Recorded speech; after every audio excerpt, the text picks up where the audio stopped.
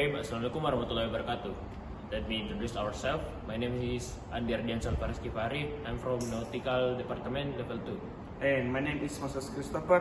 I'm from Nautical Department Level 2. And we are from AIPI Makassar. If we detect smoke in engine room, what should we do? If there is smoke, we will follow the fire emergency procedure immediately. What if the fire spreads quickly? If the fire spreads quickly, we will evacuate the area and use fire extinguisher. If we lose communication, should we send a distress signal? If we lose communication, we will send a distress signal and contact the nearest port. If we detect smoke in the engine room, what should we do? If we detect the smoke in the engine room, we have to follow the fire emergency procedure immediately. What if the fire spreads quickly?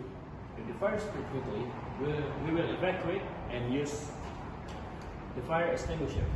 If we lost communication, so we send a distress signal? Yes, if we lose communication, we will send a distress signal and contact the nearest port.